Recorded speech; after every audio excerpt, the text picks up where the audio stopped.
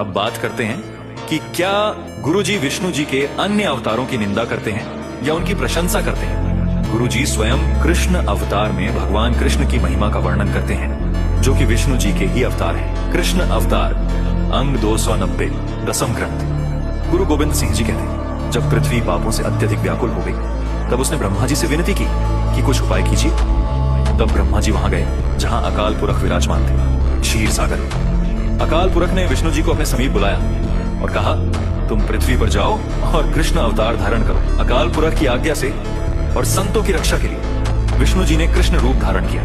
अब सोचिए, जिस अवतार को स्वयं अकाल पुरख ने आज्ञा दी हो कि जाओ और यह रूप धारण करो, क्या गुरु गोविंद सिंह जी उस रूप की निंदा कर सकते हैं? क्या उस रूप की निंदा करना उचित है जो परमेश्वर की आज्ञा से धर्म और संतों की रक्षा हेतु प्रकट हुआ था?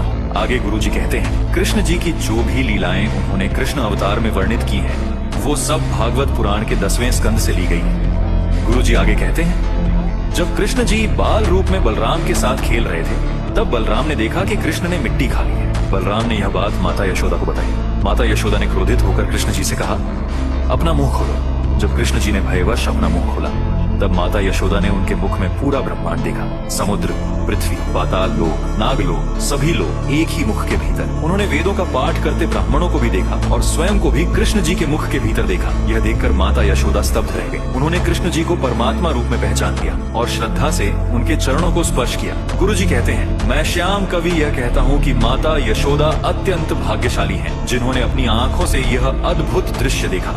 और आगे कहते हैं, मैं श्याम कवि जब इन लीलाओं का वर्णन करता हूँ तो अपने मन में इसकी महिमा का अनुभव करता हूँ। यह आनंद अपार देने वाली है। अब सोचिए, किस देवता में ऐसी शक्ति है कि अपने मुख में संपूर्ण ब्रह्मांड दिखा सके? ऐसा कार्य कोई नहीं कर सकता सिवाय ईश्वर स्वयं के। तो भला गुरु गोविंद सिंह जी देवी स्तुति में उस वासुदेव की निंदा कैसे कर सकते हैं, जो स्वयं हरि की आज्ञा से कृष्ण रूप में अवतरित हुए? विष्णु और हरि में कोई भेद नहीं है। जितना हरि सर्वशक्तिमान है, उतना ही विष्णु भी, क्योंकि विष्णु हरि का ही रूप है। पर जब लोग इस सत्य को भूलकर केवल विष्णु जी को ही परम मानने लगे, तब गुरु जी ने उन्हें सीमित बताकर लोगों का ध्यान फिर से उस एक सर्वोच्च हरि की ओर मोड़ा, जो क्षीर सागर में विराजमान है, जो सबका मूल है और जो स्वयं अकाल पुरख है।